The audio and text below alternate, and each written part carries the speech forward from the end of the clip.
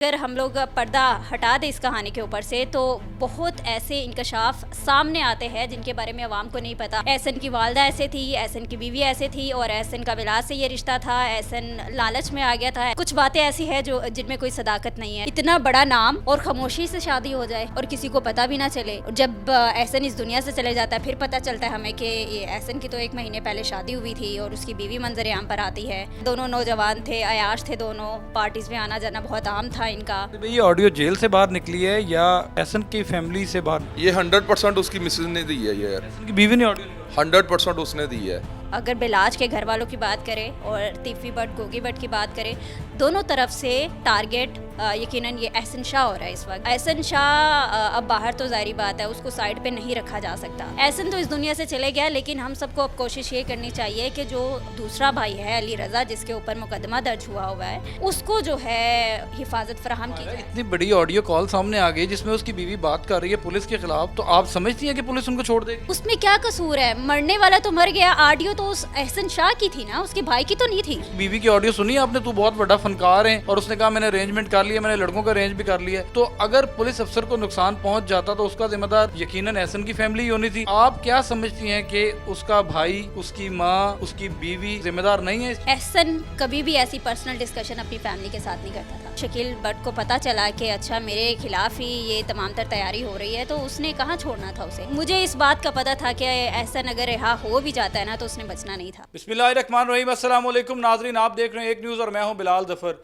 नाज़रीन, एहसन शाह के घर के हवाले से आज ऐसी इन्फॉर्मेशन मैं आपके लिए लेके आया हूं कि आप सुनेंगे तो हैरान रह जाएंगे। ख़ास तौर पे गुज़िश्ता रात के बाद एहसन शाह की अहलिया के बारे में जो बातें की जा रही हैं उसका पस मंज़र क्या है, वो खातून कहाँ से आई और कैसे इन चीज़ों में मुलविस हुई, जो ऑडियो कॉल रिकॉर्ड हुई उसके हवाले से भी आज बात करेंगे। तो मेरे साथ एक रिपोर्टर मायरा हाशमी मौजूद हैं जो कि एहसन शाह की फैमिली को बहुत करीब तरीन ज़राए से जानती हैं और बहुत सारी वीडियोज़ में और तस्वीरों में एहसन शाह के साथ जो है इनकी वो चीज़ें वायरल भी हुई हैं। तो इनसे बात करते हैं और उसके बाद हमारे साथ क्राइम रिपोर्टर अली रज़ा शराजी साहब भी मौजूद हैं। इनसे भी सारी बात पूछेंगे। क्राइम पे गहरी नज़र रखे हुए हैं कि वो इस बारे में क्या कहना चाहते हैं और अब तक की जो सूरत हाल देख रहे हैं कि एहसन शाह की फैमिली की जानिब से जो जो स्टेटमेंट्स दी गई हैं CIA पुलिस ने और पुलिस के आला अफसरान ने उनको जो है वो मूव करने के लिए वो जो ऑडियो कॉल सामने लेके आए हैं, उसके बाद लोगों की हमदर्दियाँ एहसन शाह के साथ जो बढ़ गई थी वो ख़त्म हो गई हैं। तो बात करते हैं हमारे से। अस्सलाम वालेकुम। वालेकुम अस्सलाम।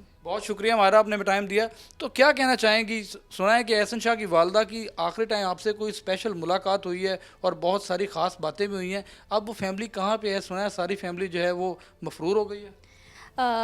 देखिए अली ज़फ़र, एक तो एहसन की फ़ैमिली के साथ मेरी बड़ी अटैचमेंट थी। अटैचमेंट वो इस वजह से थी कि एक तो पीपल्स पार्टी से ताल्लुक़ था पूरी फैमिली का और एहसन के जो वालिद है वो चूँकि मेरे अब्बू के भी दोस्त थे तो इसलिए उनके घर आना जाना लगा रहता था। तो इस हवाले से जब पहले बिलाज की डेथ हुई उसके बाद उसकी फ़ैमिली ने मेरे से रब्ता किया कि ये हुआ है और एहसन को पकड़ के ले गया है, तो यकीनन हमने ख़बर सबसे पहले ब्रेक की थी वो। फिर उसके बाद एहसन की डेथ होती है, एहसन का कत्ल होता है, तो फिर उसकी फ़ैमिली का रब्ता होता है मेरे साथ। पूरी फैमिली बहुत अच्छी है, पूरी फैमिली बहुत अच्छी है, लेकिन एहसन के हवाले से मतलब मैंने तो कभी नहीं सोचा था। बिकॉज़ हम उठते बैठते थे, हम लोग बाहर प्रोग्राम्स में मिलते थे। मेरी और एहसन की वीडियोस बहुत ज़्यादा गर्दिश है इस वक्त सोशल मीडिया पे, तो लोग सवालात उठा रहे हैं कि आप उसकी क्या लगती है, आपकी वीडियोस क्यों वायरल हो रही है। तो मैं बता देना चाहती हूँ पीपल्स पार्टी में तो ऐसी हज़ारों तस्वीरें मेरी और भी लड़कों के साथ होगी। आप मेरे जाने के बाद आप पता नहीं किससे मिलेंगे, तो यकीनन किसी को किसी के बारे में पता नहीं है, बैकग्राउंड नहीं पता है। तो एहसन की वालदा ने जब मुझे बुलाया कल तो उन्होंने मुझे कहा कि हम बहुत परेशान हैं। ज़ाहिर बात है जवान बेटा चले गया, फिर 2 जवान मौत, यकीनन दोनों माओं के लिए ही बहुत बड़ा सदमा थी और ऐसा नहीं होना चाहिए था। लेकिन ऐसा क्यों हुआ, कैसे हुआ, ये तमाम तर हकीकत यकीनन आज आप जो है पर्दे से कहानी उठाने जा रहे हैं। तो इस कहानी के ऊपर अगर हम लोग पर्दा हटा दें इस कहानी के ऊपर से, तो बहुत ऐसे इंकशाफ सामने आते हैं जिनके बारे में आवाम को नहीं पता। हर बंदा तज्ज़ियाकार बना हुआ है, हर बंदा अपने से हर बात कर रहा है कि एहसन की वालदा ऐसे थी, एहसन की बीवी ऐसे थी, और एहसन का बिलाल से ये रिश्ता था, एहसन लालच में आ गया था, एहसन बहुत गरीब था। तो कुछ बातें ऐसी हैं जो जिनमें कोई सदाकत नहीं है, तो उन बातों के हवाले से मैं आपको बता देती हूँ।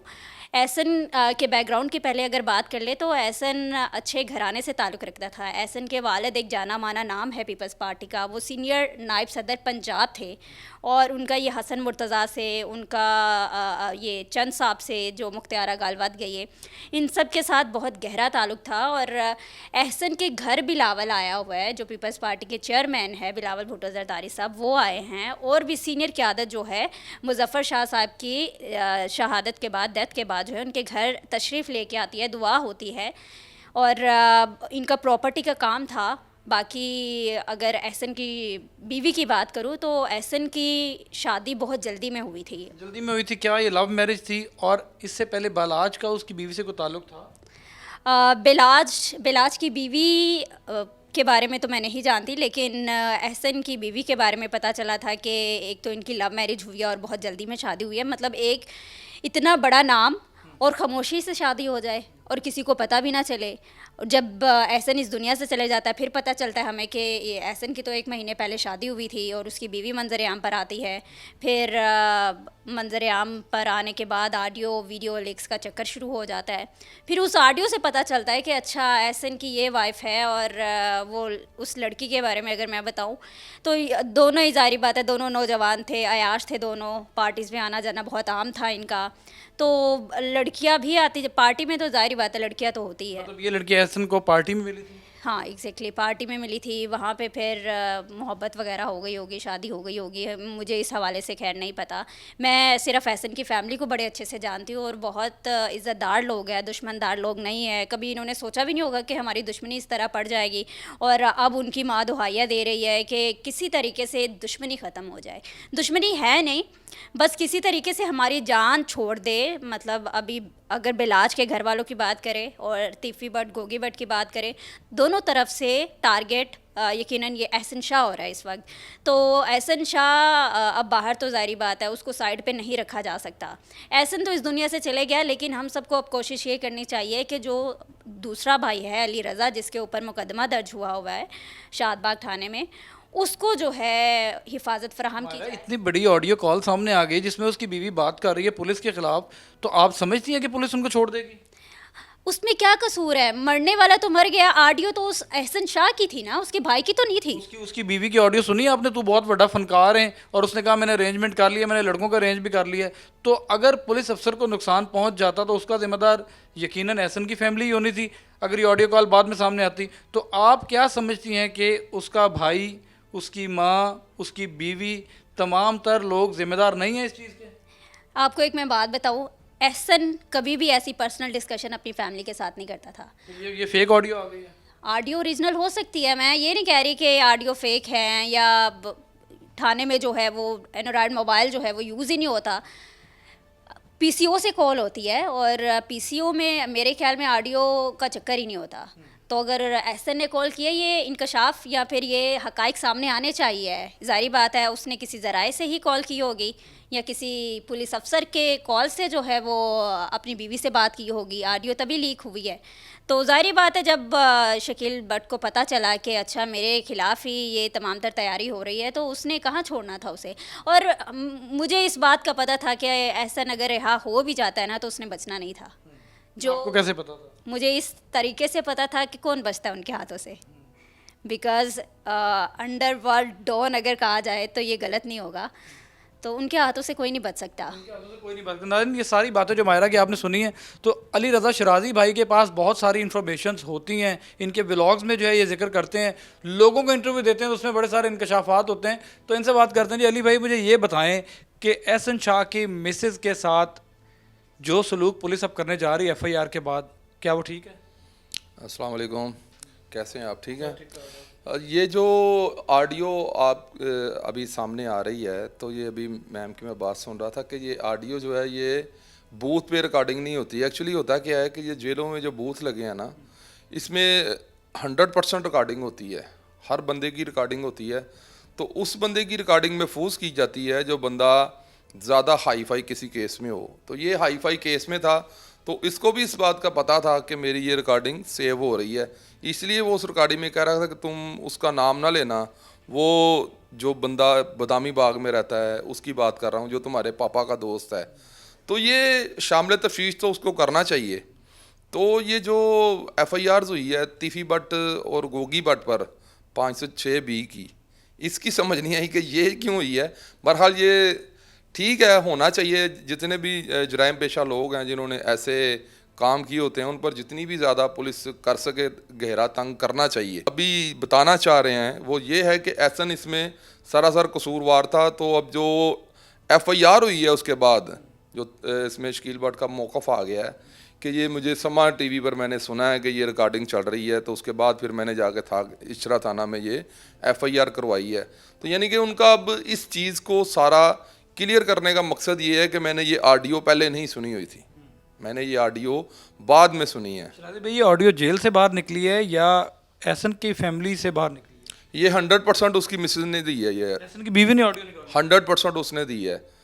तो अब तो मुझे कुछ ये भी बातें पता चल रही हैं कि उसकी मिसेज जो है वो घर से जो कुछ भी था वो लेके निकल गई है, क्योंकि 1 महीना हुआ था, उसे ये उम्मीद थी कि एहसन 2, 4, 5, 6 माह बाद घर वापस आ जाएगा।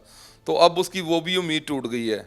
ये पार्टी में जैसे वो बता रही थी मिस अबी के वो पार्टी में मिले थे, तो ये एक जैसे बड़े बूढ़े कहते हैं कि राहों कुरान पईए भावें पैंडा दूर होवे, तो महफिल च माँ प्यो नूं झूठा ना करिए भावें मापियां विच कसूर होवे, ते टुरदी फिरदी रन ना करिए भावें जन्नत दी हूर होवे। तो बात यह है कि उसने टुरदी फिरदी रन की थी, तो उसी ने उसको फिर मरवा दिया है। अगर वो अगर देखा जाए ना तो शकील भट्ट को या किसी इदारे को उस पर इतना फोकस करने की ज़रूरत नहीं थी कि उसको ये पता किया जाए कि ये किसके साथ बात करता है। असल में होता ये है कि जेल में आपने 3 या 5 नंबर लिखवाने होते हैं, आप 6ठे नंबर पर कॉल नहीं कर सकते। वो अगले वाला बंदा जो आपको कॉन्फ्रेंस भी नहीं कर सकता, ठीक है, वो ये जो नंबर आपने लिखाए होते हैं अपने रिलेटिव के, उसी को कॉल कर सकते हैं। तो ये इसकी कॉल जो वीडियो जो ऑडियो रिकॉर्डिंग है इसकी मिसेज ने दी है, और उसी ने ही जो उसे फुला रही थी ना कि तू पहले ही बहुत बड़ा बहादुर है, तू पहले ही बहुत बड़ा ड्रामेबाज है, क्योंकि वो उसे देख चुकी थी सऊदीया में, मक्का मदीना में, जो वो कर रहा था बिलाज के साथ। वो बिलाज का इधर की बातें उधर बता रहा था, उसे कह रहा था हाजी उस ब्याह थे ना जाई, हाजी थे ना जाई, और ऊपर से उधर उस्मान वगैरह को ये कह रहा था कि इसे लाजम बुलाओ कल, क्योंकि बिलाज लड़की वालों की तरफ से आया तो तुम्हारी टांग नीचे हो जाएगी, तो उसको बुलाओ। तो ये सारी बातें, बड़ा ये तमाशा है इस गेम में ना, बड़ा सारा तमाशा है कि ये दुनिया बिल्कुल अंधी है, यहाँ पे कानून नाम की कोई चीज़ नहीं है।